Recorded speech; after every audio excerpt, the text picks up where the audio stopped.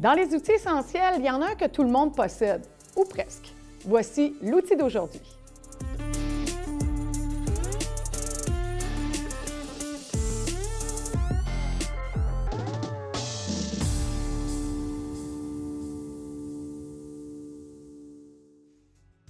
Moi, mon marteau, c'est mon père qui me l'a donné.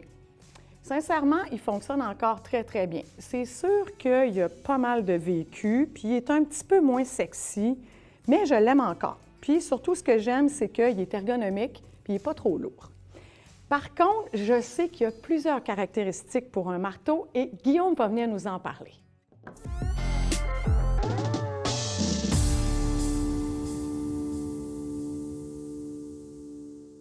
Bonjour Guillaume. Salut. Écoute, la première chose que je regarde quand je regarde tous les marteaux qui sont sur la table, c'est les oreilles de mon vieux marteau. Oui, ton marteau, là, il y a des oreilles assez prononcées, ce qui veut dire que quand tu veux l'utiliser un peu comme une barre de force, tu as besoin de beaucoup de dégagement sur le bout. En fait, ça empêche, ça crée un dégagement qui est très, très loin du clou si on voudrait venir arracher un clou c'est ça. avec les oreilles. L'effet levier là, demande d'avoir énormément de dégagement. Oui, OK. Donc, on ne le fait plus, ce genre d'oreille-là. Ça existe encore, mais on va les avoir beaucoup moins prononcées. Des modèles comme ça, là, comme le tien, là, c'est quand même une très, très grosse courbe. Là. Disons, celui-là ici va être considéré comme un manche courbé. Et puis, on voit là, vraiment la différence. OK. Donc, celui-là, entre autres, quelles sont ses caractéristiques? Bien, en fait, là, on a un marteau qui est assez court. Donc, ça, vraiment, la longueur du marteau, c'est une question de goût. Là. Il n'y a pas de mauvaise ou de bonne réponse.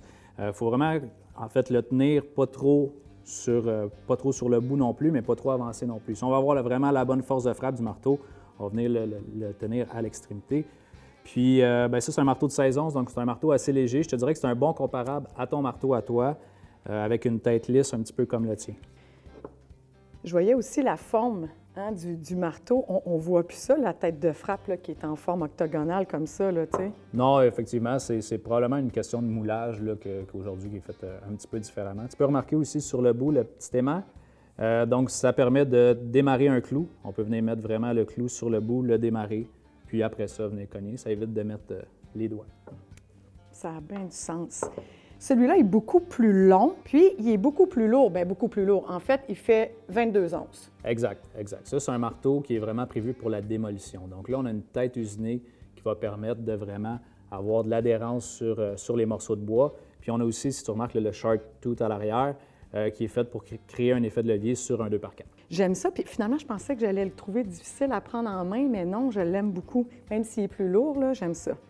Ici, on a des marteaux un peu plus spécialisés. Là. Oui, là, je t'ai amené un marteau de ferblantier puis un marteau pour le gyps.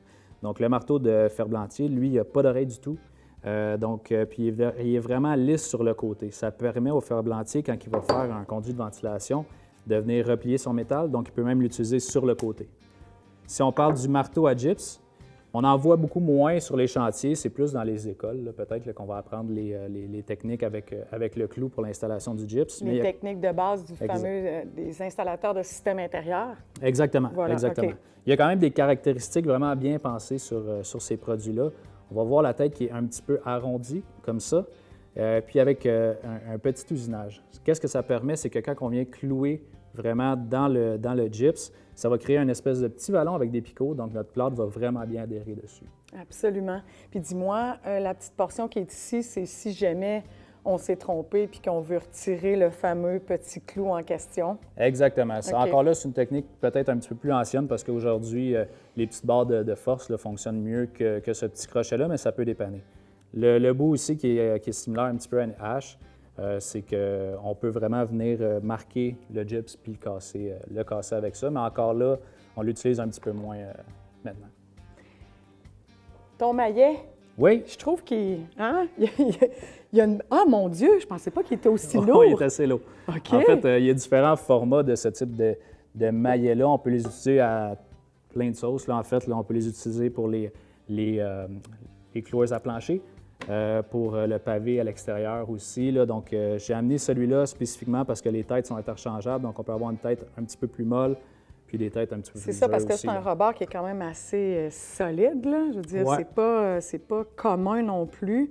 OK. Et puis je pensais jamais qu'il était aussi lourd que ça. Finalement, ça doit bien travailler, ça. Oui, ouais, ça a une bonne force de frappe. Il y a différents formats aussi. Là, j'en ai amené un que je te dirais qui est peut-être l'intermédiaire, mais il y en a un beaucoup plus petit, puis il y en a un encore plus gros, qui devient presque une masse là, oui. à ce point. OK.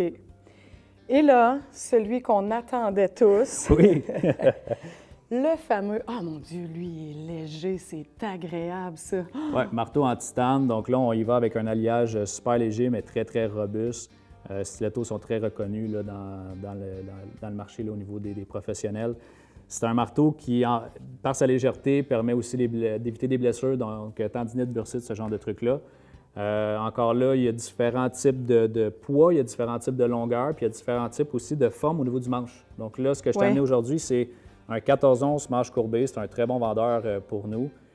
Puis là, il y a la tête usinée dessus, mais il y a possibilité de changer les têtes pour amener une tête lisse au besoin. La tête usinée, qu'est-ce qu'elle va permettre? C'est une force de contact qui est un petit peu plus légère, donc moins de vibrations au niveau du bras. Puis ça mord aussi un petit peu mieux sur les clous, puis si on frappe sur des morceaux de bois aussi, ça mord un petit peu plus. Par contre, quand on est en finition, bien là, on va y aller avec une tête comme ça. Facile à changer, la tête? Oui et non. Dans le fond, la vis qui est à l'intérieur, pour la maintenir, elle est sécurisée par une colle à filet.